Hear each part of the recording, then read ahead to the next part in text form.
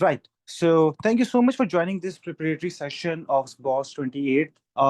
ये तकरीबन एक घंटे की वर्कशॉप है जिसमें कोई 30 to 40 मिनट्स में मैं आपको अपनी टेक्निक्स अपना सारा सिलसिला मेरा तरीक़ाकार बताऊंगा और उसके बाद इंशाल्लाह फिर हम मूव करेंगे आपके क्वेश्चंस की तरफ राइट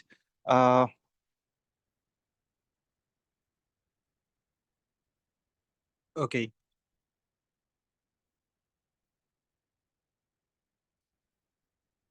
राइट सो जनाब सिलसिला ये है कि थोड़ा सा मैं तारुफ करवाता चलूं और बस आप लोगों ने एक ये सिलसिला रखना है कि प्लीज़ अपने माइक्स म्यूट रखिएगा कोई क्वेश्चन हो तो आप चैट में पूछ सकते हैं या हैंड रेज कर सकते हैं अगर आपको नज़र नहीं आ रहा if you can not hear me uh, अभी से मुसद्दिक ने सवाल ओके सो अगर आप मुझे सुन नहीं पा रहे हैं तो आपने अपनी स्क्रीन पे टैप करना है और स्क्रीन पे टैप करने के बाद आपको ऑडियो कनेक्ट का जो ऑप्शन है वो नज़र आ जाएगा you can join that.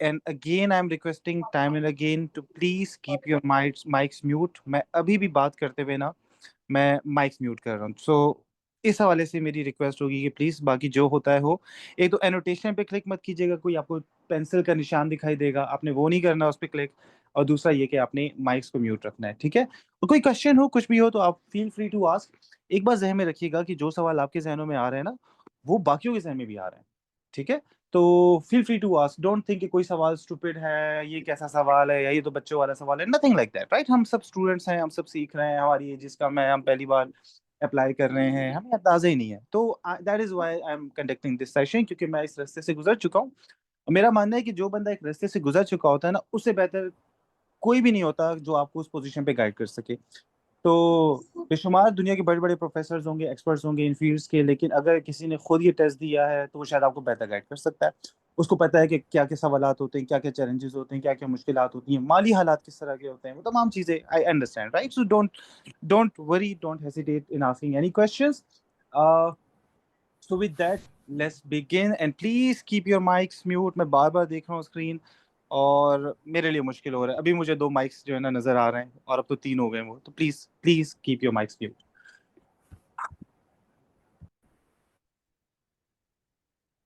greatly appreciate if you keep my muting your mics by yourself right so थोड़ा सा तारुफ जनाब मेरा नाम केनान आसिफ है और बेसिकली आप मुझे आसान लफ्जों में ना एक करियर कोच समझ सकते हैं मैं एक ऐसा बंदा था जिसको मैट्रिक के बाद नहीं पता था कि उसको क्या करना है और उसने आगे के करियर का फैसला इस अखाड़े की बुनियाद पे किया है इस अखाड़े में किसी ने कह दिया फॉल निकाला या जो भी किया कि जी कॉमर्स कर लो मैंने कॉमर्स कर ली मैंने एक और कॉलेज में इंजीनियरिंग में दाखिला करवाया था मैंने एक और कॉलेज में जनाब और फील्ड में दाखिला करवाया था तो I was as clueless as any one of you लेकिन और सबसे बड़ा मसला ये था कि मैं कोयटा से हूँ तो कोयटा में जनाब करियर काउंसलिंग नहीं होती वैसे पाकिस्तान में भी नहीं होती लेकिन कोयटा फिर पाकिस्तान में बाकी शहरों से बहुत पीछे ठीक है ना तो कोई गाइडेंस नहीं है कोई करियर काउंसलिंग नहीं है कोई अच्छी अपॉर्चुनिटीज नहीं है कोई अच्छे इंस्टीट्यूट नहीं है तो बिल्कुल परेशान खुद को पाया और फिर करते करते करते रास्ते एक बिलीफ बन गया कि रास्ता नहीं मिलता तो रास्ता बनाना पड़ता है और अपने लिए रास्ते बनाते बनाते बनाते अल्हम्दुलिल्लाह मैं आगे निकला और अब मेरी कोशिश सिंपली ये है कि जिन रास्तों पे मैं चल रहा हूँ मैं बाकियों को बता दूं कि देखो ये एक रास्ता मौजूद है इस रास्ते पे चलना शुरू कर दें ठीक है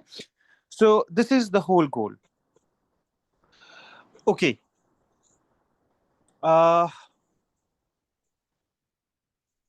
सो मैंने जनाब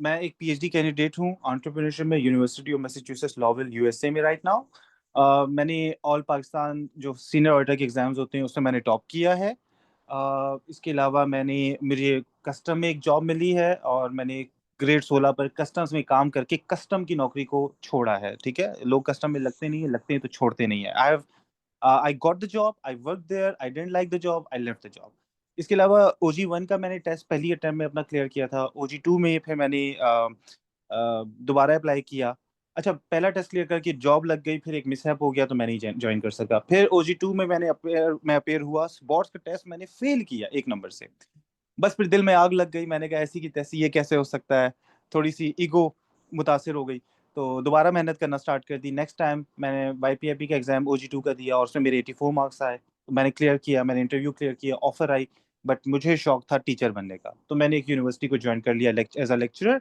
और मैं पिछले मैं 2017 से एक यूनिवर्सिटी में जो एक पब्लिक सेक्टर यूनिवर्सिटी पाकिस्तान की, मैं वहाँ पढ़ा रहा हूँ।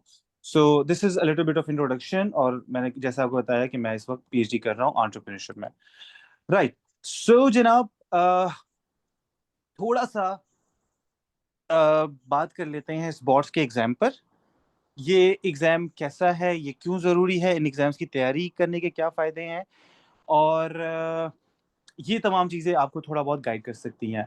देखिए, पाकिस्तान में ना करियर काउंसलिंग के लिए, मुझे याद है पहली बार जब मेरी किसी से बात हुई थी, मैं शायद 13-14 साल का था, तो किसी ने कहा सीएसएस कर लो। मैं कहा अच्छा, क्या होता है सीएसएस? कहते वहां से स्टार्ट करते हो जहां पे लोग रिटायर होते हैं। मैंने कहा ओके, लेकिन सीएसएस ऐसे ही नहीं हो जाता। अच्छा, सीएसएस के लिए बड़ी मेहनत करनी पड़ती है। मैंने कहा okay. That was my first introduction to CSS.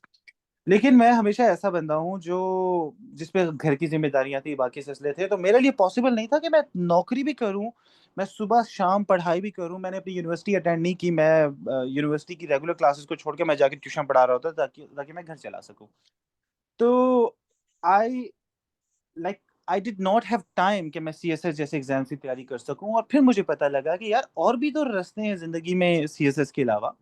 Like federal public service commission के 1 पेजर एग्जाम्स होते हैं, और आप अगर उन 1 पेजर एग्जाम्स को क्रैक कर लो तो आपको 16-17 ग्रेड की नौकरी मिल जाती है। एंड आई थॉट इससे बेहतर कुछ नहीं हो सकता। मैंने सीएसएस वालों को देखे, 70,000 60,000 से उनकी नौकरी का स्टार्ट होता है। ठीक है, बाकी सर्विस फैसिलिटीज मिलती हैं, दैट्स अ डिफरेंट स्टोरी। लेकिन मैं देखता हूँ कि स्टेट बैंक की जो जॉब है वो, लाइक 2014 में मैंने अप्लाई किया था, तो 49,000 सैलरी, और मेरा मुंह खुला रह गया था कि यार ये क्या है। तो state bank of Pakistan is a very good institute.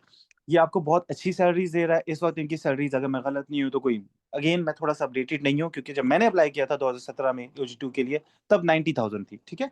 इसके अलावा 25,000 रिलोकेशन अलाउंस है बॉस, जो लोग कराची में नहीं रहते उनके लिए। इसके अलावा जनाब, अगर आपको कर्जा चाहिए तो कोई 60 लाख के करीब आपको घर बनाने के लिए कर्जा वगैरह मिल जाता है, बगैर किसी इंटरेस्ट के, बगैर किसी सिलसिले के। आप पाकिस्तान के टॉप रेगुलेटरी इदारों में हो, और स्टेट बैंक, एचईसी और एसईसीपी और इस किस्म के जो इदारे हैं, अ, उनका सिलसिला ये होता है कि ये कॉर्पोरेट नौकरी का अच्छा कल्चर देते हैं और सरकारी नौकरी की फैसिलिटीज देते हैं।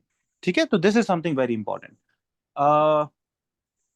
तो that is why I think इस किस्म के इदारों को टारगेट करना बहुत जरूरी है, क्योंकि अगर आप ये कर लेते हो, ये आपका सीएसएस है। सीएसएस से ज्यादा अच्छी सैलरी आपको मिल रही है। हाँ, वो कुछ लोगों को शशका चाहिए, एक्सटर्नल वैलिडेशन चाहिए, नो मतलब 2 लोग सलाम ठोकें वो चाहिए। If you are that person, शायद आपको स्टेट बैंक में वो सब कुछ ना मिले। लेकिन सहूलत, पैसा, कर्जा, लाइक मैंने उनकी इंश्योरेंस पॉलिसी, जब मुझे ज्वाइनिंग मेरा पैक आया तो उसमें मैं पढ़ रहा था, खुदा न खास्ता घर में कोई बीमार हो तो न्यूयॉर्क के अस्पतालों में भी इलाज हो सकता है। ठीक है, वो भी स्टेट बैंक कवर कर रहा है। तो इस किस्म की जो सहूलतें होती हैं, आई थिंक ये बहुत ज्यादा मैटर करती हैं हम मुतवसत तबके के लोगों के लिए, जो सीएसएस नहीं कर सकती या सीएसएस को आइडियलाइज नहीं कर सकते। मैं ये नहीं कह रहा सीएसएस बुरा है, लेकिन मेरी सीएसएस से नहीं बनती है, दैट इज व्हाई मैंने सीएसएस छोड़ा है। यूट्यूब पर मेरी एक वीडियो है, सीएसएस क्यों नहीं करना चाहिए, आप वो भी देख सकते हैं। But today's the topic is obviously not about CSS, we are talking about alternative paths, और उसमें हम फोकस कर रहे हैं ऑब्वियसली स्टेट बैंक एग्जाम पर। अब ये स्टेट बैंक एग्जाम जितने लोग अटेम्प्ट करते हैं, एक बहुत बड़ी मेजोरिटी फेल हो जाती है, और मुझे बड़ा दुख भी होता है ये चीज देखकर। लेकिन लेट्स टॉक अबाउट इट कि ये कैंडिडेट्स फेल क्यों हो रहे हैं। और उसके साथ साथ मेरी रिक्वेस्ट आपसे होगी कि प्लीज माइक्स म्यूट करें। मैं देख रहा हूँ बार बार, मेरे लिए मुश्किल हो रहा है। ओके। तो सबसे पहला जो मसला है ना वो, और मुझे सवाल पे बड़ी तब चढ़ती है, ठीक है, जितना आपके माइक म्यूट ना होने पे मुझे तब चढ़ती है ना, उससे ज्यादा मुझे तब चढ़ती है इस सवाल पर। सवाल क्या है जी कि कोई स्पोर्ट्स की ना कोई एक फिक्स किताब बता दें। मेरी आवाज आ रही है आप लोग को? Yes sir. जी जी सर। और मैंने ना वो मेरे ख्याल में किसी और का माइक म्यूट करने की जगह में शायद अपना कर दिया होगा। प्लीज माइक्स म्यूट कर दें, मैं बार बार कर रहा हूँ, और वो अनम्यूट भी कर रहे हैं आप लोग। तो you guys are great, and I don't know why मैं कुछ लोगों के माइक्स म्यूट ही नहीं कर पा रहा। खैर, what I was trying to say is कि एक सवाल पे मुझे बहुत ज्यादा गुस्सा आता है, वो ये होता है कि यार कोई एक किताब बता दे जिससे सब कुछ हो जाए। देखो, मैं आपको बताऊं, पाकिस्तान जैसे मुल्क में सरकारी नौकरी मिलना आसान नहीं होता। मैंने आपको गिनवा दी है, मुझे 6 नौकरियां मिली हैं, Benazir income support, university lecturer, state bank, और ये कस्टम वगैरह वगैरह। ये एक किताब के पढ़ लेने से नहीं आता। ठीक है ना, तो आपको एक बड़ी मल्टी डिसिप्लिनरी अप्रोच रखनी है, ठीक है, एक किताब को फॉलो नहीं कर सकते आप। तो there is no, please mic mute, मैं क्या करूं, मैं निकाल दूं आप लोगों को, मैं क्या करूं? खुदा के लिए प्लीज।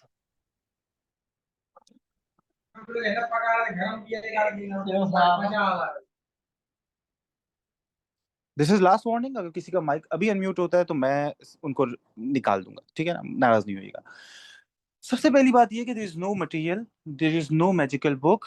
आप किसी एक किताब से पढ़ाई नहीं कर सकते, आप किसी एक किताब से तैयारी नहीं कर सकते। This is something which you have to understand. तो मैं आज आपको बताऊंगा कि मैंने तैयारी कैसे की, मैंने किन मटेरियल्स को, किन सोर्सेज को देखा। कीप दिस इन माइंड कि ये कोई कंप्लीट लिस्ट नहीं है, लेकिन ये एक स्टार्टिंग पॉइंट है। जिनको समझ नहीं आ रहा ना स्टार्ट कैसे करना है, ये उनके लिए, ठीक है। There is no single magical book, there is no single material that will help you. This is very important to keep in mind, ठीक है ना। दूसरी बात ये कि मैंने देखे बच्चे ना रेस में लग जाते हैं, पता नहीं आप में से कितने लोग रिलेट कर सकते होंगे, लेकिन a lot of you are like, मैं रोज नया पीडीएफ डाउनलोड कर रहे हैं, रोज नई किताब ढूंढ रहे हैं। वो किताब ढूंढने में जिंदगी खर्च कर दी है, उतना ही टाइम किसी एक किताब को डाउनलोड करके उसका टेबल ऑफ कंटेंट पढ़ने में भी लगा देते ना, तो बेहतर हो जाता। But a lot of people I know personally, कभी कभार मैं भी उस पेज में चला जाता हूँ कि मैं सिर्फ रिसर्च पेपर्स डाउनलोड करता जा रहा हूँ, पढ़ कुछ नहीं रहा। तो दिस इज समथिंग जिसके अगेंस्ट आपने रहना है। कामयाबी किसी खास मटेरियल में नहीं छुपी। डोंट थिंक कि कोई मटेरियल एग्जिस्ट करता है, किसी पब्लिशर की किताब एग्जिस्ट करती है जिसको पढ़ के तैयारी हो जाएगी। कोई एक घटिया किताब भी उठा लो और उसको पढ़ना स्टार्ट कर दोगे ना, तो आपके सफर की इब्तिदा हो जाएगी। कीप दैट इन माइंड, ठीक है जी। दूसरा ये है कि वही बात जैसे कि मैंने कहा कि स्टूडेंट्स मटेरियल डाउनलोड कर रहे हैं Damn, बट उसको boss, they स्टार्ट नहीं कर रहे हैं। wait. ओके, तो मटेरियल स्टार्ट कर रहे हैं, डाउनलोड कर रहे हैं, उसको पढ़ नहीं रहे हैं। और यही बात, ये बिलीफ कि यार शायद कोई मैजिकल मटेरियल है। मैं बार बार ये कहूंगा कि मटेरियल में कुछ नहीं होता, मैं आपको दुनिया भर का मटेरियल उठा के दे दूं, it is not the material, it is how you use it. और मैं आज आपको, मेरा मेरा फोकस ये है कि मैं आपको बताऊं कि मटेरियल को यूज कैसे करना है, ठीक है ना। तो इस दुनिया के दो लोगों को एक ही किताब दे दो, एक पढ़ के टॉप कर लेगा, एक वो पढ़ के भी फेल हो जाएगा। तो it is not the material, it is how you use it, how you learn it, ठीक है। तीसरी चीज ये कि एक चीज हमें रखनी है कि आप बॉस की तैयारी सिर्फ मेहनत करके नहीं कर सकते। मेहनत बहुत जरूरी है, ये तो नेसेसिटी है, ठीक है ना।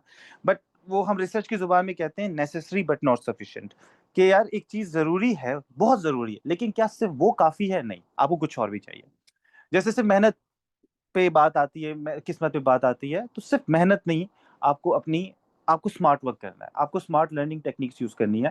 वो आइंस्टाइन कहता है कि if you keep repeating, insanity is repeating the same thing again and again and expecting a different result. आप हमेशा पुराने तरीकों से चलते रहोगे और आप ये एक्सपेक्ट करोगे कि नए नताइज मिलेंगे, तो ऐसा नहीं हो सकता। तो you have to like think very creatively जब आप इस चीज को कर रहे हो, और स्मार्ट वर्क करना है, सीखने के नए तरीके सीखने। And I think this sentence sums it everything. अगर आपको स्पोर्ट्स में कामयाब होना है, या किसी भी इस तरह की कम्पिटेटिव एग्जाम में कामयाब होना है, जबकि बाद आप नौकरी कर रहे हो, आपके पास टाइम नहीं है, आप घरेलू मामलात को देख रहे हो, यूर अ मदर जो बच्चों को देखभाल कर रही है उनकी, तो in that case, in your limited time, मेहनत बहुत जरूरी है, इनिशिएटिव बहुत जरूरी है, और सीखने के नए तरीके सीखना बहुत जरूरी है। And that is what you have to focus on, ठीक है ना। दूसरा ये कि बहुत सारे बच्चे जो है ना वो फेल हो जाते हैं क्योंकि वो सिर्फ लॉन्ग टर्म ओरिएंटेशन उनकी नहीं होती, बड़ा शॉर्ट टर्म सोचते हैं, तो वो सिर्फ टेस्ट को सोचते हैं। आपने टेस्ट की तैयारी करते हुए थोड़ा बहुत ये ज़हन में रखना है कि टेस्ट की तैयारी ऐसे कर लूं कि इंटरव्यू में भी मुझे हेल्प मिल जाए। अब ये कैसे होता है? अगर आप बैठकर एमसीक्यू का रटा लगा रहे हो किसी एक किताब का, तो वो एमसीक्यू एग्जैक्ट पेपर में आ भी जाए ना, जो कि कभी भी नहीं आता, लेकिन अगर आ भी जाएगा तो आप सिर्फ एमसीक्यू का जवाब दे सकोगे एक नंबर का। इंटरव्यू में जब वो आपसे सवाल करेंगे कि जी मुझे केटू के बारे में बताएं, तो आपको केटू की हाइट का रट्टा लगाने के अलावा कुछ पता ही नहीं है, तो इट विल नॉट वर्क। तो आपको क्या करना है, कंप्रिहेंसिवली ऐसे सोचना है कि मैं आज जो तैयारी कर रहा हूँ, वो मेरी ये तैयारी आगे के एग्जाम में मदद देगी।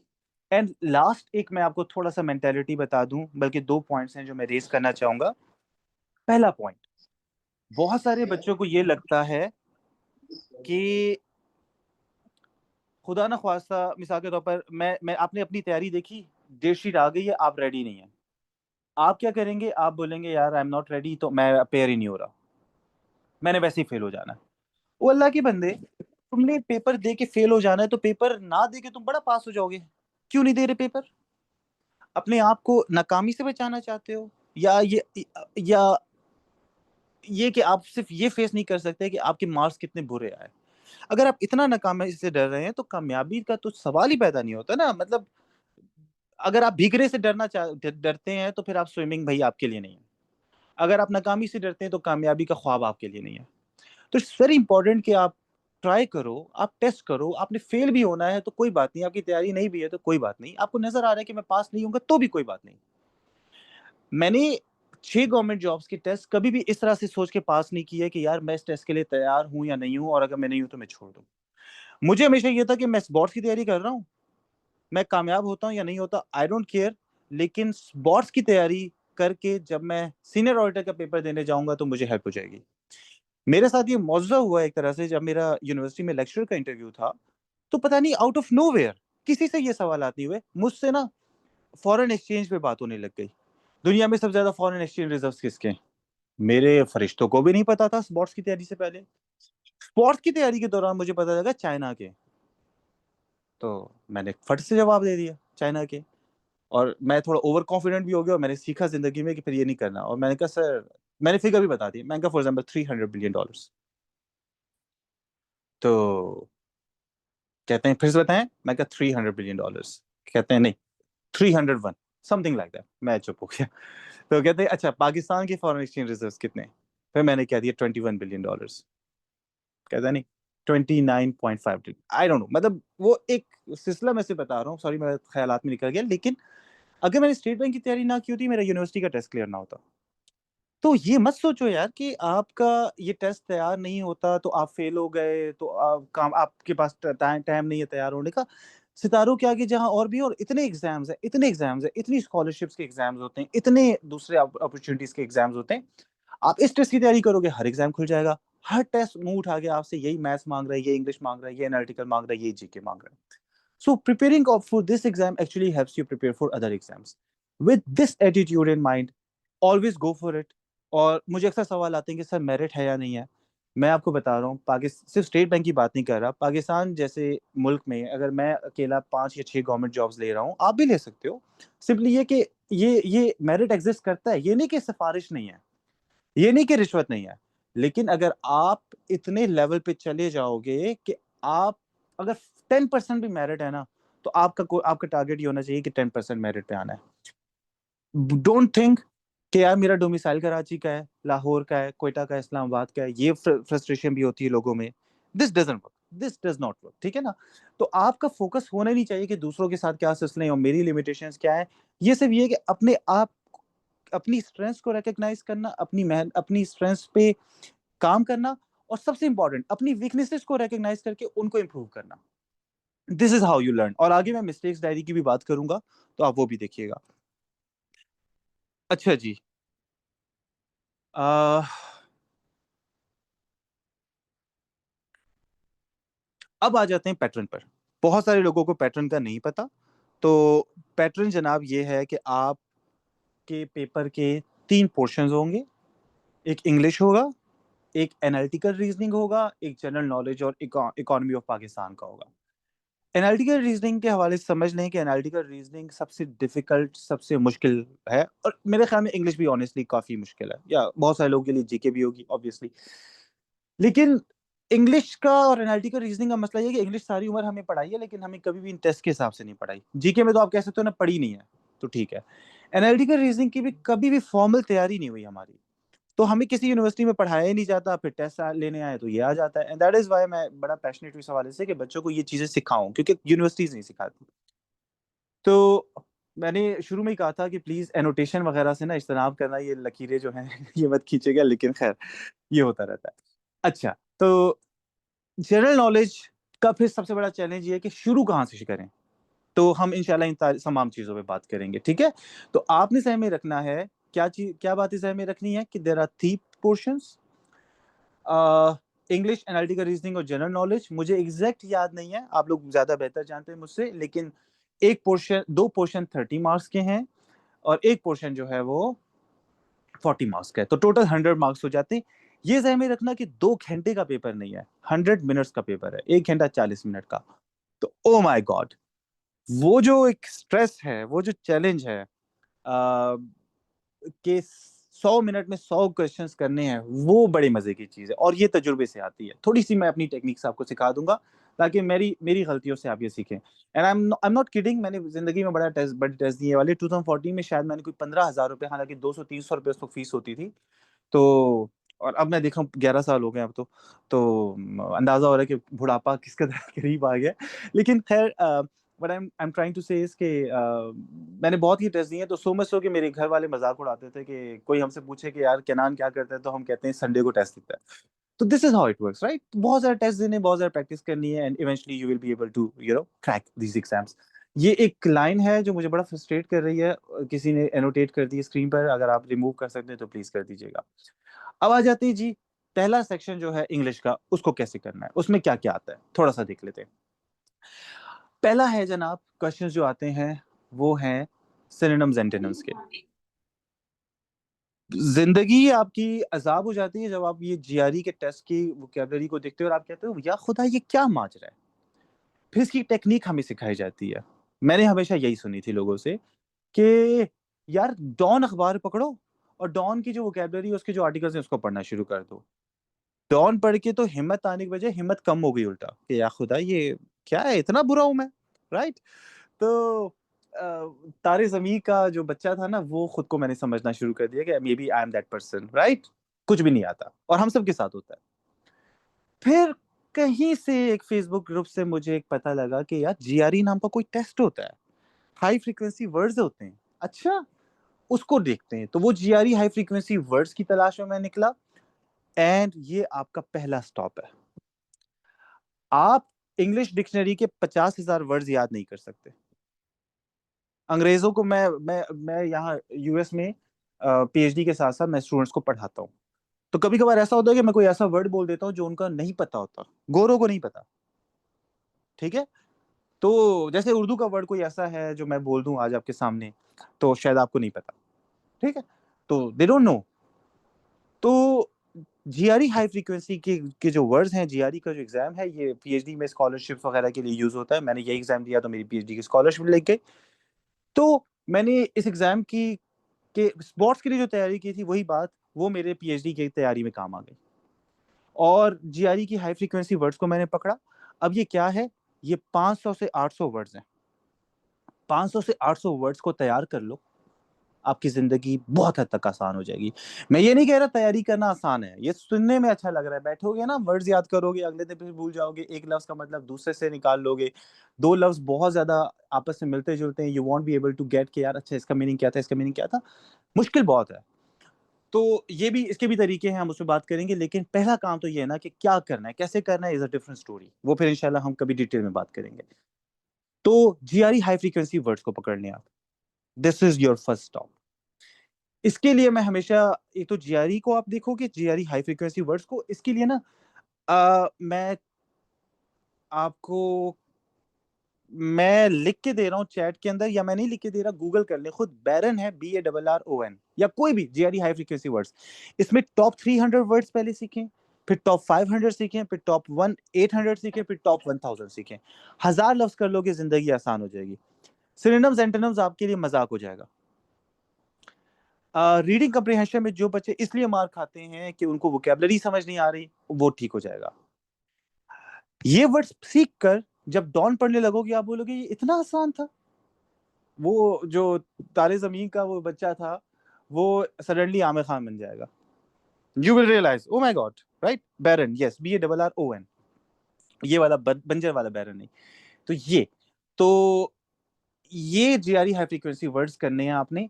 आपके आपको डॉन पढ़ना आ जाएगा।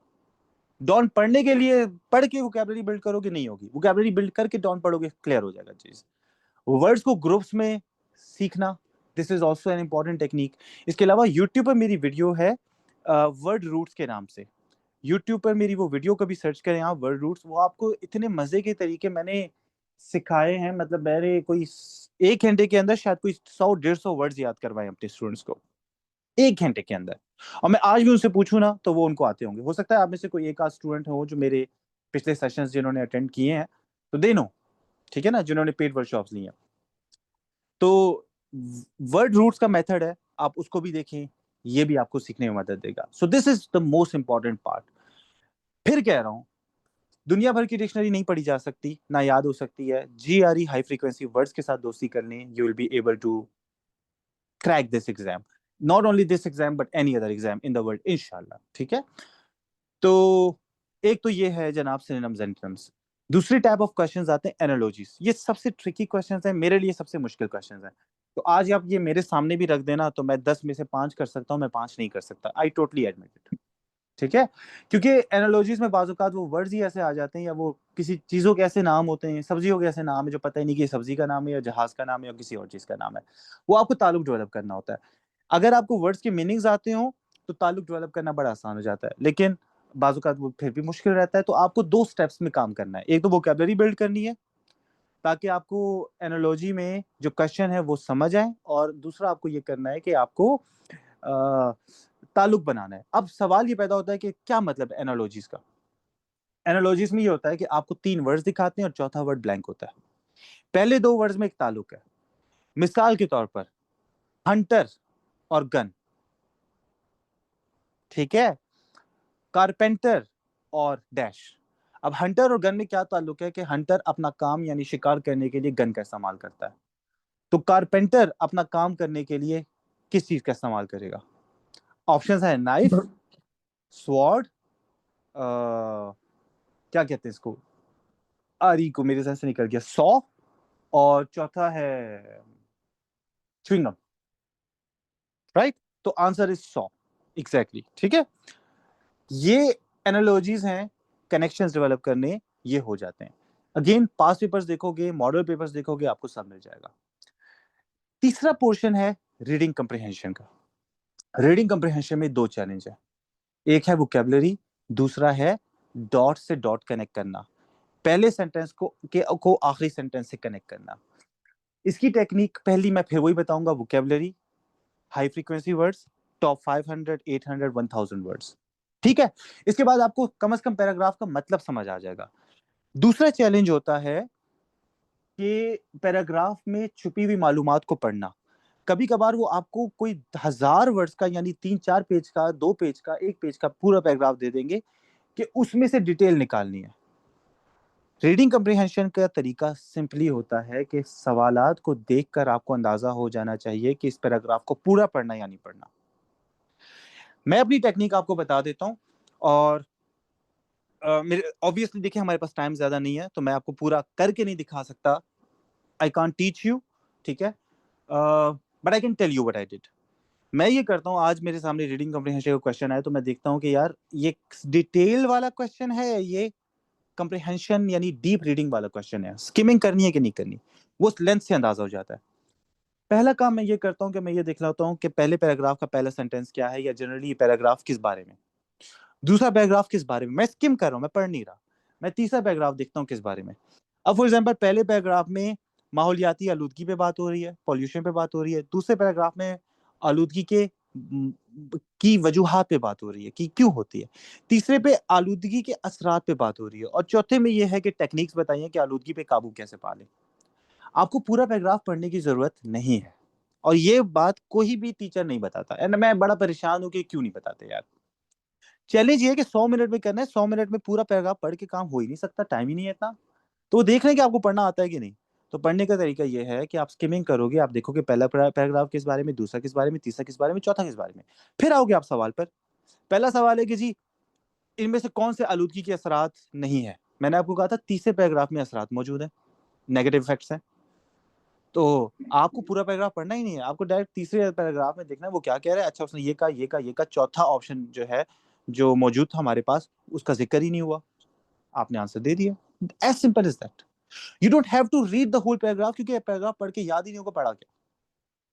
यू हैव टू लोकेट कि कौन सी इंफॉर्मेशन कहाँ है, और फिर आपने देखना है कि इस सवाल का जवाब किस पैराग्राफ में मिलेगा, और जाके जवाब देख लो, इतना आसान हो जाता है। अब हर चीज इतनी आसान नहीं है, but I am just saying जो सबसे लंबे पैराग्राफ्स होते हैं वो ये वाले होते हैं। सबसे लंबा पैराग्राफ सबसे इजी है, क्योंकि उसमें हर चीज की एक जगह है, हर चीज अपनी जगह पर है, और आपको सवालात को पढ़ के देखना है कि कौन सी चीज कहाँ पे होगी, फिर आप पढ़ोगे। That's it. फिर आपसे अगला सवाल होता है कि यार इस पैराग्राफ में क्या था, इस पैराग्राफ में क्या हम माहौलियाती आलूदगी को कम करने के तरीकों पर फोकस थे? क्या इस पैराग्राफ में माहौलियाती आलूदगी की अंडरस्टैंडिंग पे थे फोकस थे, या क्या हम इस पैराग्राफ में हम ये देख रहे थे कि इसकी वजूहात और इसके असरात क्या है?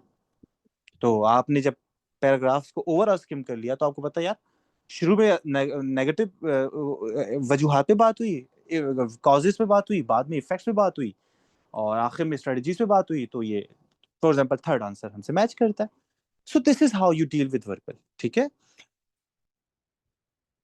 एक बात ध्यान में रखिएगा, कोई ग्रामर नहीं आती, कोई प्रपोजिशन नहीं आती। ये सवाल मुझसे अक्सर होता है, ठीक है ना? तो please keep that in mind. Active passive आ सकते हैं एट मोस्ट, बट वो भी नहीं आते ऐसे, टू बी ऑनेस्ट। ठीक है, so this is how you deal with verbal, and I think ये 40 मार्क्स का पोर्शन है आपका। ठीक है, माइक मैं बाबर रिक्वेस्ट करूंगा आपसे, काइंडली म्यूट रखिएगा। मैं I am very short on time, मेरी एक छोटी सी मीटिंग है। तो आई एम ट्राइंग कि मैं आपकी क्वेश्चंस पे लास्ट में ही दूं, वरना मैं अभी आपसे ले लेता, लेकिन feel free to ask you questions, you know, type your questions and all. Okay,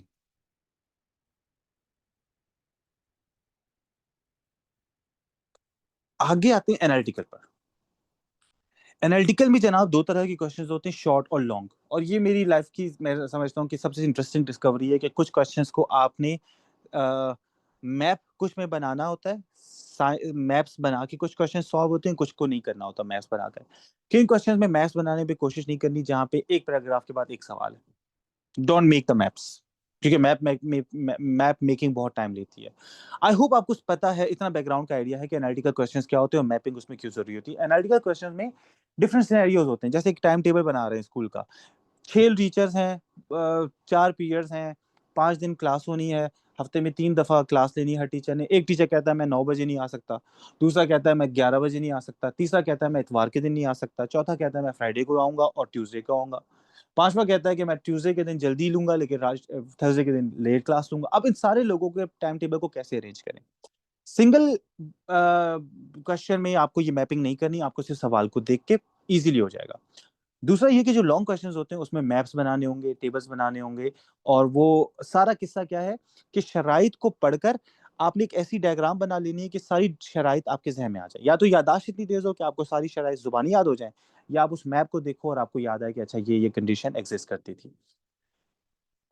इसकी टेक्निक्स क्या है? पहला मैंने बताया मैप्स, मैपिंग करें, शक्लें बनाएं, डायग्राम्स बनाएं। मेरी YouTube पर एक वीडियो है जिसमें मैंने कोई 40 मिनट में ना ये एक आध एनालिटिकल रीजनिंग के क्वेश्चंस को सॉल्व किया है। Go watch that video, it will help you a lot, that will tell you my techniques. और ये भी बहुत पुरानी वीडियो है, तो मेरी टेक्निक अब एक्चुअली काफी रिफाइन हो चुकी है, एज मतलब इतने सालों से पढ़ाते पढ़ाते वो वीडियो काफी पुरानी है। तो this is something that will help you a lot, map making है। दूसरा ये कि एनालिटिकल रीजनिंग हमेशा आखिर में करना है, अभी से बता रहा हूँ। मेरी टेक्निक ये रही है कि मैं पहले इंग्लिश की सिनोनिम्स, एंटोनिम्स, वोकैबुलरी वगैरह करता था, एनालॉजीज करता था, मैं रीडिंग कम्प्रिहेंशन नहीं करता था, फर्स्ट थिंग। दूसरा, मैं जनरल नॉलेज पे मूव करता था। तीसरे नंबर पर मैं एनालिटिकल रीजनिंग और रीडिंग कम्प्रिहेंशन करता था। तो बेशक पहला सवाल ही एनालिटिकल रीजनिंग का है, आपको इसको आखिर में करना है, क्योंकि एनालिटिकल रीजनिंग आपका सबसे ज्यादा टाइम लेगा। ठीक है, एनालिटिकल की वीडियो एज आई सेड मेरे यूट्यूब चैनल पर मौजूद है, मैं आपको लिंक नहीं भेज रहा, जाएं सर्च करें, थोड़ी सी कोशिश काविश खुद कर लें। ठीक है, next, practice is the only की। लोग कहते हैं इसकी टेक्निक बता दें, इसकी कोई टेक्निक नहीं है सिवाय इसके कि आपको प्रैक्टिस करनी है, बार बार नए नए किस्म के क्वेश्चंस ढूंढने, नए नए किस्म के क्वेश्चंस करने।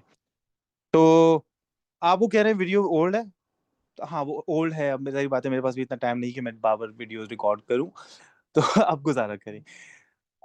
मैथ्स ऑब्वियसली नहीं आता, तो ये जहन में रखिएगा, एनालिटिकल में मैथ्स शामिल नहीं है, सिर्फ सिनेरियो बेस्ड क्वेश्चन है। Okay, coming to the next part. एक चीज मैंने अपने जीआरई के एग्जाम के लिए भी की, और मैं आप लोगों को भी रिकमेंड करूंगा। माइक म्यूट करने के अलावा मेरी रिकमेंडेशन ये होगी कि एक ना मिस्टेक डायरी बना लें अपनी कॉपी में। आप जो भी एनालिटिकल रीजनिंग का क्वेश्चन करिए, मिसाल के तौर पर क्वेश्चन नंबर 1, ठीक है, बुक नंबर फिलानी, क्वेश्चन नंबर या टॉपिक नंबर 1, उसमें क्वेश्चन नंबर 1 आपसे मिस्टेक हुई थी, वो क्या मिस्टेक हुई थी। एक तो क्वेश्चन का नंबर नोट कर लें आप, ठीक है। दूसरा ये कि वो मिस्टेक क्या हुई थी। मैंने मिस इंटरप्रेट किया था, मैं ए और बी का मतलब नहीं समझा था। मैंने सुना कि ए के साथ बी नहीं हो सकता, तो मैंने ये अज्यूम कर लिया कि बी के साथ भी ए नहीं हो सकता, हालांकि ये क्लियरली मेंशन नहीं था। या ए कहता है मैं जहां जाऊंगा मेरे साथ बी होना चाहिए। अब मैम, अब क्वेश्चन में ये है ना कि ए जहां जाएगा बी भी साथ होगा। अली जहां जाएगा बिलाल उसके साथ होना चाहिए, ये अली की शर्त है। तो आप ये अज्यूम नहीं कर सकते कि बिलाल की भी ये शर्त है कि मैं जहां जाऊंगा अली भी वहां जाए। राइट, तो ये कुछ आपको सिंबल्स बनाते हुए ख्याल रखना है कि don't read between the lines, ठीक है। बस ये कुछ चीजें होती हैं, इनका ख्याल रखोगे आप और उनको डायरी में नोट करना शुरू कर दोगे कि पहला सवाल इसलिए गलत हुआ, दूसरा इसलिए गलत हुआ, तो आपको ये आपके क्वेश्चन सॉल्व हो जाएंगे। ये बहुत इंपॉर्टेंट मैं आपको तरीका बता रहा हूँ, ठीक है। Last but not the least, मैंने एक मरतबा एक स्कॉलरशिप का टेस्ट शायद एक नंबर से फेल किया, या मैं फेल करते करते बचा। हालांकि मैं स्टूडेंट्स को पढ़ाता था, मैं इतना कॉन्फिडेंट हो गया था उस एग्जाम में, बट क्या हुआ, मैं क्वेश्चन के साथ जिद पे अड़ गया। और ये शायद आप लोग रिलेट कर सकते हो। एनालिटिकल रीजनिंग का शायद पहला या दूसरा सवाल था, क्वेश्चन हो नहीं रहा था मुझसे, और मैंने कहा बड़ा टाइम है, मैं कोई 60 मिनट बचा के बैठ गया था जी ये एनालिटिकल के लिए। सो आई वाज लाइक ये कैसे नहीं हो रहा, चलो बड़ा टाइम है ट्राई करते हैं। सो आई केप्ट ऑन ट्राइंग, और वो मुझसे हो नहीं रहा था। और फिर मैंने कहा बड़ा टाइम है, कोई मसला नहीं। अब मैं फ्रस्ट्रेट होने लग गया, हो क्यों नहीं रहा, तो मेरी जिद हो गई इस क्वेश्चन के साथ कि तू हो कैसे नहीं रहा। अब उस चक्कर में मैंने सारा टाइम जाया कर दिया, मेरे पास बाकी क्वेश्चंस के लिए बचा नहीं टाइम। अब परेशान होकर आखिरी कुछ मिनट्स में मैं अगले क्वेश्चन पे निकला, तो अगला क्वेश्चन बहुत आसान, उससे आगे बहुत आसान, उसके आगे सारे आसान। फिर मैंने इस टेक्निक को सीखा कि अच्छा, एग्जामिनर आपको फेल करने के लिए जानबूझकर शुरू में एक बहुत मुश्किल सवाल डाल देगा, तो अगर आप उस सवाल से जूम आउट नहीं करते, निकलते नहीं हो, उसको छोड़ते नहीं हो, आप फंस गए। ये फंस गया सी है, ठीक है।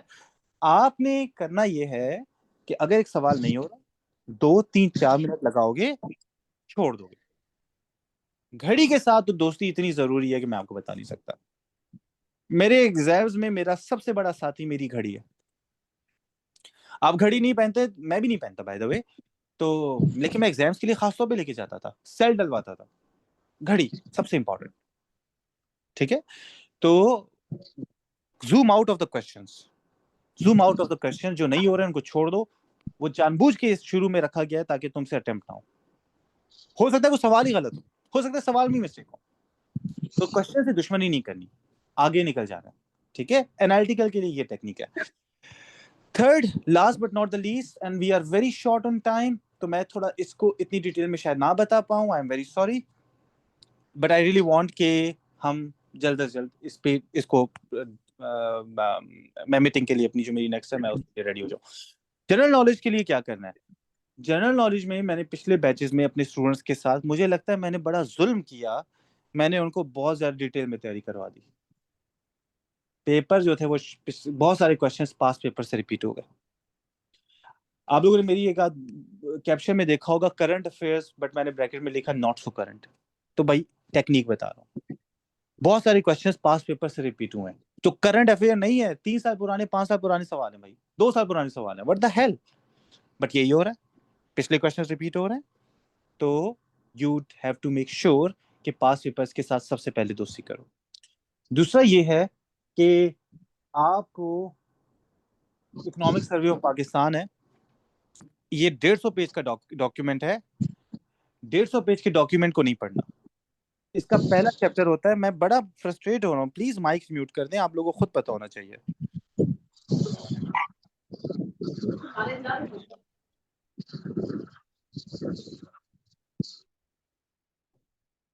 जी, so economic survey of Pakistan में एक चैप्टर आता है हाइलाइट्स का। उस हाइलाइट्स के 10 15 पेजेस हैं, उनको पकड़ लें, दैट इज योर फ्रेंड, उसके साथ दोस्ती कर लें। पहले मैं बहुत ज्यादा मेहनत करवाता था, मैं अभी भी आपको रेकमेंड करूंगा, हो सकता है कि आपकी किस्मत में ऐसा हो कि पास पेपर से रिपीट ना हो क्वेश्चंस, तो आपको ये देखना है। प्लीज अपनी ये एनोटेशन बंद करें यार, मैं किन बच्चों के साथ खेल रहा हूँ। सो दिस इज इम्पोर्टेंट। आपको जनरल नॉलेज को स्टार्ट करने के लिए क्या करना है, पास पेपर उठाएं, उसमें एक सवाल है K2। अब K2 की हाइट कितनी है? डोंट से 8,000 मीटर, या आपने रट्टा लगा लिया। नो, जाएं K2 को पढ़ें। K2 को पढ़ोगे पता लगेगा K2 दुनिया की दूसरी बड़ी चोटी है। ओके, इसकी फीट 8,000 फीट है। ओके, ये, हाँ, 8,611 मीटर। ठीक है, ये जो है ये कराकरम के पहाड़ी सिलसिले में। बाकी दुनिया की जो टॉप 10 है ना, उनमें से 9 जो है हिमालय के सिलसिले में। ये वाहिद चोटी है टॉप 10 में मेरे ख्याल में, जो K2, जो कराकरम के सिलसिले में आती है। अब आपने ये पढ़ा, आपने कहा नाइस, देखो इंफॉर्मेशन भर रही है। योर जॉब इज नॉट कि आप K2 का एक MCQ याद करके उसकी हाइट याद करके बैठ जाओ। नहीं, जाओ K2 को सर्च करो, तो आपको पता लगा अच्छा कराकरम में है, अच्छा ये फलाना है, अच्छा ये फलाना है। नाइस। आपका सवाल आया है हिमालय की पहाड़ी चोटी पे, या आपका सवाल आया है माउंट एवरेस्ट पे, तो डोंट बासित प्लीज। बच्चे तो नहीं है आप लोग, मैं क्यों एनोटेट कर रहे हैं बार बार, आई डोंट नो। तो हिमालय के ऊपर सवाल आते हैं तो बस ये मत करें कि हिमालय की हाइट याद कर ली कि 8,900 8,800 मीटर है, वटेवर। नहीं, हिमालय को गूगल करें, माउंट एवरेस्ट को गूगल करें, पता लगा कि माउंट एवरेस्ट जो है वो हिमालय के सिलसिले में, और हिमालय में दुनिया की टॉप 10 में से 9 चोटियां हैं। 9 है तो एक कौन सी नहीं है, जो मैंने आपको बताया था K2 है। डॉट्स कनेक्ट हो गए, डॉट्स कनेक्ट हो गए। अब आपके पास मजीद चीजें आ गई। फॉर एग्जाम्पल उसमें आ रहा है कि जी दुनिया की जो सबसे ऊंची है वो तो माउंट एवरेस्ट है, लेकिन जो सबसे खतरनाक है वो नांगा पर्वत है, जो 90 नंबर पे सबसे ऊंची है। जब आपने इस तरह की छोटी छोटी चीजें डॉट्स कनेक्ट किए तो याददाश्त में बैठ जाएगा। अब मैं भले ही आपको बताता रहता कि 90 नंबर पर जो है वो नांगा पर्वत है, आपको याद ही ना होता। मैं आपको भले ही बताता रहा ये K2 कराक्रम में, आपको याद ना रहता। जब मैंने डिटेल में बात बताई है ना, तो this helped. This is the way to study general knowledge. General knowledge के लिए कोई एक MCQ उठा लो, पाक MCQ की वेबसाइट पे चले जाओ, किसी और जगह पे चले जाओ, उस MCQ का जो सेंट्रल टॉपिक है उसको जाके गूगल करो। ये मत याद करो कि पाकिस्तान का सबसे बड़ा डैम जो है वो क्या है, तरबेला है। जाए तरबेला डैम को गूगल करें, पता लगेगा सबसे बड़ा डैम है, फिलानी दरिया पे बैठा हुआ है, ये सिलसिला है, XYZ and so on. Dots connect होंगे भाई, पढ़ना है मकसद नहीं है, याद रखना मकसद है। वो याद रखोगे कैसे, जब डिटेल में पढ़ोगे। इसके लिए मैं आपको एक तरीका बता रहा हूँ, क्योंकि अगेन सिर्फ ये नहीं है कि पढ़ना क्या है, पढ़ना कैसे इज ऑल्सो वेरी इंपॉर्टेंट। तो इसके लिए जो तरीका है जो मैं अपने स्टूडेंट्स को करवाता हूँ, एक तरीका है, आप गूगल पे जाके देखिएगा, माइंड मैपिंग। तो जब अपने स्टूडेंट्स को पढ़ाता हूँ तो मैं ये करता हूँ कि मैं उनसे माइंड मैप्स बनवाता हूँ, और फिर जितने भी स्टूडेंट्स होते हैं मैं उनको कहता हूँ हर किसी को एक टॉपिक मैंने लोकेट कर दिया, हर स्टूडेंट अपने अपने माइंड मैप बनाता है, माइंड मैप स्टूडेंट्स आपस में शेयर कर देते हैं, तो चीज़ें आसान हो जाती है, और माइंड मैप्स के जरिए याददाश्त बहुत इंप्रूव होती है। ठीक है, तो दिस इज समथिंग जो आपको देखना है। तो दिस इज इट। मैं अब आपके सवालात पे जाऊंगा। आई रियली होप कि आज का सेशन प्रोडक्टिव था। ये बहुत बड़ा समंदर है ऑब्वियसली, तो मैं 1 घंटे में आपके लिए ये तमाम चीज़ें मैंने कोशिश की है, मैं जितना समझा सकूं बता सकूं मैं बता सकूं, but again I had only like an hour, और वक्त कम था, मुकाबला सख्त था। Now I am coming to all your questions. अस्सलाम वालेकुम, हाउ आर यू? अच्छा, ये सब आम सवालात। Loud and clear, kindly upload this recording on YouTube, इंशाल्लाह I will. Proper and exact syllabus and outline, there is no proper and exact syllabus, but मैंने बता दिया जो सिलेबस है। ठीक है। Why only spot jobs Karachi? क्योंकि स्टेट बैंक सिर्फ कराची में है, बाकी जो बाकी शहरों में आप देखते हैं वो स्टेट बैंक नहीं है, स्टेट बैंक का एक सब्सिडरी है जिसको कहा जाता है banking service corporation of Pakistan. ठीक है, प्लीज माइक म्यूट। अच्छा, स्पोर्ट्स की क्लासेस मैं कब से स्टार्ट कर रहा हूँ? मैं जस्ट टू शेयर, मेरी एक पेड वर्कशॉप होती है, in case you want to enrol in that. Fees उसकी है 5,000। ठीक है, और वो 10 आवर्स की क्लास है, 10 आवर्स की लाइव क्लास, जो मैं 3-3 दिन में 3-3 घंटे करके लेता हूँ। मैं कोशिश इस बात का सोच रहा हूँ कि मैं इसको 5 दिन में 2 घंटे या 10 दिन में 1 घंटा करके भी कर लूँ। बट गारंटी उसकी कोई नहीं है कि मैं फिलहाल कैसे कर पाऊंगा। 15 जुलाई के बाद होगी। इसके अलावा अगर आप 15 जुलाई तक वेट नहीं कर सकते तो पिछले बैचेस जो हैं उसकी जो रिकॉर्डेड क्लासेस हैं वो भी अवेलेबल हैं, पिछले दोनों बैचेस की आप वो भी अवेल कर सकते हैं। और अगेन उसकी फीस भी 5,000 है, तो अब आपके ऊपर है। बल्कि मैं इस बार ये सोच रहा हूँ कि मैं ना just to help you guys a little bit better, मैं पिछले बैचेज़ की रिकॉर्डिंग और करंट बैच की रिकॉर्डिंग आपको एक साथ दे दूँ। So in case you are interested in in a class, बाकायदा मतलब आपको लग रहा है कि आप ये खुद कर सकते हैं, ज़बरदस्त। नहीं कर सकते, यू वांट कि एक इकोसिस्टम बन जाए, तो you can enrol in the class, ठीक है? तो वो इंशाल्लाह मैं 15 जुलाई से स्टार्ट करूँगा। मेरे पा आपके पास मेरा इंस्टाग्राम होगा, फेसबुक होगा, वहाँ कॉन्टैक्ट कर सकते हैं। मैं आपको एनरोलमेंट की डिटेल्स दे दूँगा। अच्छा, काइंडली ये शोर करने वाले वगैरह-वगैरह। अच्छा, एग्ज़ाम के ना 2-3 हफ्ते के डेडलाइन के बाज़-औक़ात हफ्ते के अंदर एग्ज़ाम हो जाता है। पिछले 2 बैचेज़ के अलावा मुसलसल ये हुआ है, लेकिन पिछले 2 बैचेज़ में थोड़ा-सा टाइम मिला है, तो शायद आपको थोड़ा-सा टाइम मिल जाए। एक सवाल, where do I teach? I teach in University of Balochistan, Quetta में, ठीक है? बड़ी खूबसूरत, बड़ी ज़बरदस्त जगह है, आप लोगों के ज़हन में पता नहीं क्या-क्या होगा, बट अ, इतना भी कुछ नहीं है, ठीक है? Discrimination exists in job market, not institutions like state bank, ठीक है? ये ज़हन में रखिएगा। फिर आपकी सिलेक्शन पक्की है, लाइक आई डोंट नो आप लोग क्या बातें कर रहे हैं। काइंडली रिपीट जीआरई वर्ड्स क्या होते हैं? जीआरई ग्रेजुएट रिकॉर्ड एग्जामिनेशन होता है, जीआरई वर्ड्स। आप इसको गूगल करोगे, हाई फ्रीक्वेंसी वर्ड्स आपको मिल जाएगा, ठीक है ना? फाइल्स भी अपलोड हो गई हैं। लेट मी सी, अगर कोई इंपॉर्टेंट क्वेश्चन रह गया है तो I will talk about it. Past papers internet पे नहीं है, ढूँढने से मिल जाते हैं, फेसबुक के ग्रुप्स में भी हैं, ठीक है? तो वहाँ पे भी आपको मिल जाएँगे। Sir, does paper contain economics और फाइनेंस क्वेश्चंस? इकोनॉमिक्स के क्वेश्चंस होते हैं और बैंकिंग के क्वेश्चंस होते हैं, ठीक है? आजकल थोड़े से इकोनॉमिक्स के कम हो गए हैं, बैंकिंग के भी थोड़े कम हो गए हैं, बट होते हैं, आपको बैंकिंग को पढ़ना चाहिए, ठीक है? अ अ, detailed about paid workshop, again, as I mentioned, it's 10 hours and it's for 5,000, और मैं मटेरियल्स, नोट्स वगैरह जो हैं वो मैं प्रोवाइड करता हूँ, और वो मैं अगेन वर्कशॉप के स्टूडेंट्स को ही प्रोवाइड करता हूँ। तो इसके अलावा फिर ये कि आप लोग खुद सर्च कर सकते हैं, मैंने आपको मटेरियल बता दिया क्या-क्या है, ठीक है? वो मेरे अपने नोट्स हैं, तो again I don't share elsewhere. Uh, uh, eligibility related questions, I am sorry, मैं फिलहाल आंसर नहीं कर पाऊँगा, because we are on very short on time. Pak MCQs by the way एक अच्छी वेबसाइट है, उसको देखिएगा, बट सिर्फ़ उस पे रिलाय मत करना, उसके क्वेश्चंस को गूगल करके एसेज़ को पढ़ना है। सर, क्या हम कंप्लीट कर लेंगे इतने शॉर्ट पीरियड में टेस्ट की प्रिपरेशन? मैंने शुरू में कहा था कि आपका गोल सिर्फ़ बोर्ड्स नहीं है, आपका गोल सारे एग्ज़ाम्स हैं, स्कॉलरशिप्स हैं, एफपीएससी के एग्ज़ाम्स हैं। इस टेस्ट की तैयारी और मेरी टेक्निक की तैयारी, मैं आपसे वादा कर रहा हूँ, मेरे जितने भी अच्छे स्टूडेंट्स हैं, अ, वो चंद एक के अलावा, अगर वो स्पोर्ट्स में नहीं हुआ ना उनका, उनका कहीं और हो गया। इस तैयारी के बाद, ठीक है? So this is something that you have to mind. और एक और फीडबैक मुझे हमेशा मिलता है, मैं आपको गारंटी दे रहा हूँ आज। मुझे हमेशा ये कहा जाता है कि काश ऐसा होता कि ये चीज़ें हमें यूनिवर्सिटी में पढ़ाई गई होती, और मैं पढ़ाता ही इसलिए हूँ क्योंकि ये चीज़ें यूनिवर्सिटी में नहीं पढ़ाई जाती, ठीक है ना?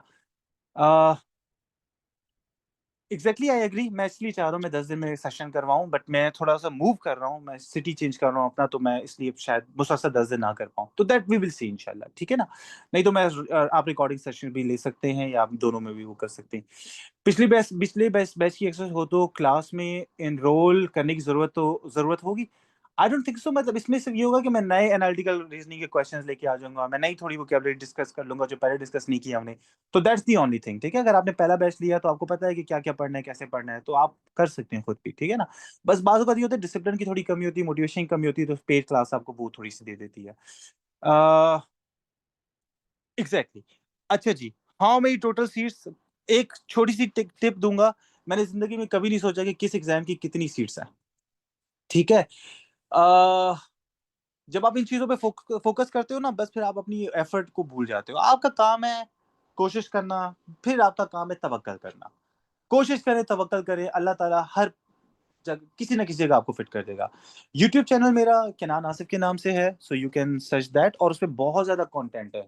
घंटे मैंने लगाए हुए, कई-कई घंटों की वर्कशॉप्स हैं, कई-कई घंटों की वीडियोज़ हैं, तो यू कैन वॉच दैट। बहुत कुछ आपको लगेगा रिपिटिटिव है, लेकिन हर सेशन में मुझसे वही सवाल हो रहे थे, तो मैं उन्हीं सवालों के जवाब दे रहा होता हूँ, ठीक है? अ, दिस इज़ इट। अब मैं ज़रा फ्लोर ओपन कर रहा हूँ, अगर आपके कोई क्वेश्चन्स हैं। मेरे पास 4 मिनट हैं, 4 मिनट में जो सवाल हैं, मुझसे पूछ सकते हैं आप। शॉर्ट टाइम में कैसे प्रिपरेशन करें? अभी तो सारा तरीका बताया कैसे करें, ठीक है? टारगेटेड स्कोर 60 टू 65 होना चाहिए। जनरल नॉलेज का yes, very broad, that is why मैंने कहा ना कि आप अगर ग्रुप्स में पढ़ लो, जैसे मैं हमेशा ये करता हूँ, मैं वर्कशॉप के स्टूडेंट्स को टॉपिक्स असाइन कर देता हूँ, वो माइंड मैप बनाते हैं, और वो माइंड मैप जो है वो एक-दूसरे को देते हैं। अच्छा, फी में डिस्काउंट ऑब्वियसली नहीं है क्योंकि मैं बहुत कम चार्ज कर रहा हूँ, ठीक है? मेरे लिए सिर्फ़ इसमें ना ये जो मैं आपको 10 घंटे पढ़ा रहा हूँ, मेरे लिए इसमें शायद सिर्फ़ एक बर्गर आता है, ठीक है? और वो ये होता है कि यार अच्छा मैंने इतनी मेहनत की, तो मैंने इतनी मेहनत करके थोड़ा-सा खुद खाना मैं नहीं बना सका तो चलो मैं बाहर से मँगवा लेता हूँ, मैं बर्गर मँगवा लेता हूँ, दैट्स इट। मतलब ये दिस इज़ टोटल, ठीक है? तो मैं आपको डिस्काउंट करके क्वालिटी कम नहीं करूँगा। मैं आपके लिए ये कि आपको मैं दोनों पिछले बैचेज़ की जो मटेरियल है, वो मैं आपको अभी से दे दूँगा, फिर हम लाइव सेशन करेंगे तो वो रिपीट हो जाएगा, तो आपको थोड़ा ज़्यादा फ़ायदा हो जाएगा, ठीक है? और फीस जैसे मैंने बताया इट्स 5000 नॉमिनल फी है और इसके अलावा again you guys can contact me. मैं आपको अपना फ़ेसबुक दे रहा हूँ। www.facebook.com/rjkenan. I used to be an RJ in a radio channel once upon a time. और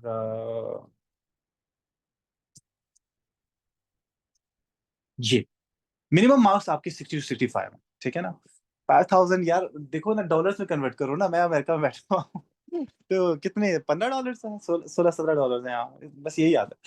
तो ये चलिए, thank you so much. Any last questions before I leave? हाँ, मैं तो पाकिस्तान में बैठा हूँ ना, मैं तो तो ये enrolment dates enrolment start from today. 2-3 students ने एनरोल कर दिया ऑलरेडी, तो आप लोग भी कर सकते हैं। और यस,